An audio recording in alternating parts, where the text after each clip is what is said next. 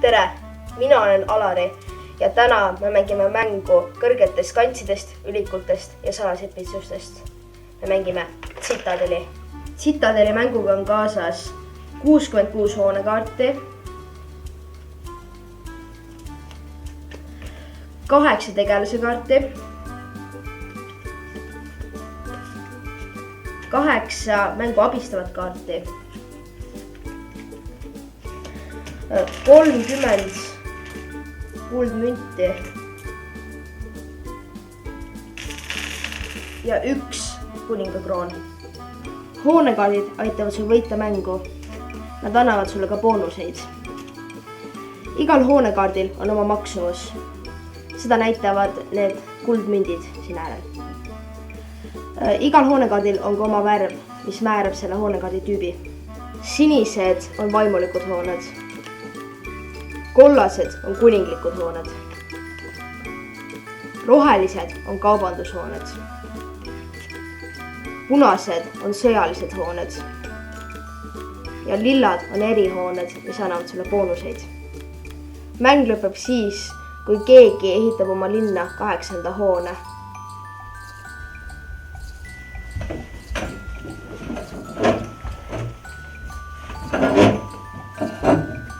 Vastavalt mängijate arvule on reeglid erinevad.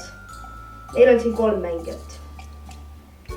Kõigepealt otsustatakse, kes on alustav mängija. Seda tähistab kollane kuningasroon. Nüüd jagatakse igale mängijale 2 kuldmünti ja 4 hoonekaarti.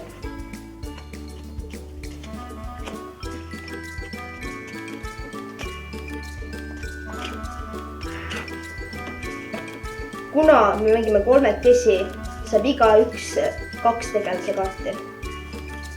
Mängujuht segab tegelase kaardid ja paneb 1 kaardi maha ilma seda vaatamata. Nüüd võtab ta salaja 1 kaardi omale.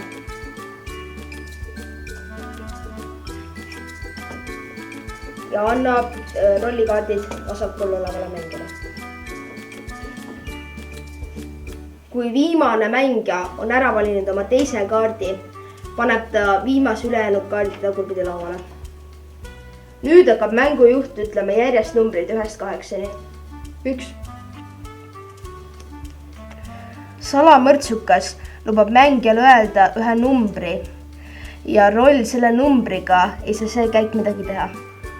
4. Stopp! Mida Ivar ei tea, on see, et number 4-ga rollikaart on üks maha pandud kaartidest. Seega mitte keegi ei jää vahele. Oma käigul peab mängija võtma sissetulekut. Sissetulekuks on kas 2 kuldmünti või mängija võtab 2 hoonekaarti ja valib neist 1. Mängija võib oma käigu jooksul ehitada 1 hoone. Mõndadel hoonetel on ka boonused. Nende hoonete värviks on lilla. Näiteks hoonega raamatukogu. Kui võtad sissetulekuks kaarte, võid 1 kaardi mahapanemise asemel võtta mõlemad kaardid omale. Et ehitada hoonet peab mängija maksma selle hoone maksumuse. Mina ehitan mõisa ja maksan sellest 3 kuldmünti. Teised rollid peale salamõrtsuka on näiteks varas. Varas ütleb 1 rolli numbri. See mängija, kellel on roll selle numbriga, peab kõik oma kulla vargale andma. Järgmine roll on võlur. Võlur võib suvalisel hetkel oma käigukorra ajal teha 1 järgmisest 2 tegevusest. Vahetada kõik oma käesolevad kaardid, mitte linnas asuvad kaardid, kõigi mõne teise mängu käesolevate kaartide vastu. Seda võib teha ka siis, kui võluri käes ei ole ühtegi kaarti. Sel juhul võtate lihtsalt teise mängu kaardid endale. Või panna maha pandud kaartide pakki, alati kinniselt, see tähendab pildiga allapoole, oma käest suvalise arvu kaarte ning hoonepakist sama palju kaarte asemele võtta. 4. kuningas. Kuningas saab 1 kuldmündi iga kuningliku hoone eest oma linnas. Kuninglike hoonete värv on kollane. Kohe, kui avalikustatakse kuninga roll, asetatakse kroon tema ette. Kuningas on järgmises voorus mängujuht. Ta valib endale esimesele rollikaardi ja peab kõik muud rollid välja kutsuma. Pane tähele. Kuninga rolli valinu saab endale ka krooni siis, kui ta selles voorus mõrvati, kuid sel juhul alles vooru lõpus.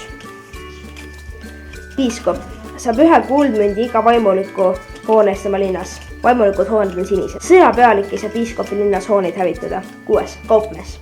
Kaupmees saab 1 kuldmündi iga kaubandushoone eest oma linnas. Kaubandushooned on rohelised.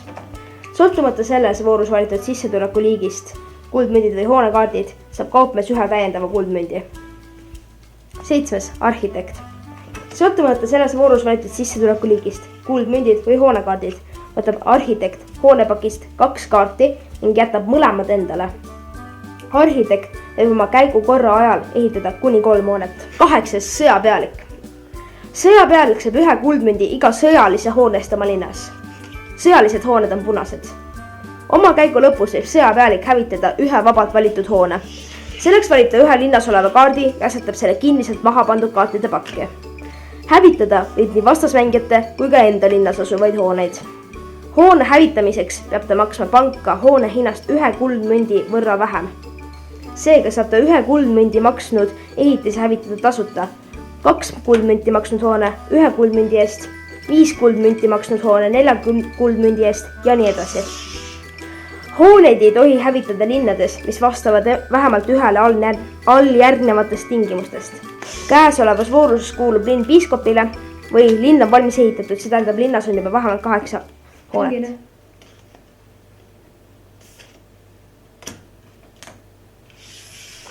Ma võitsin.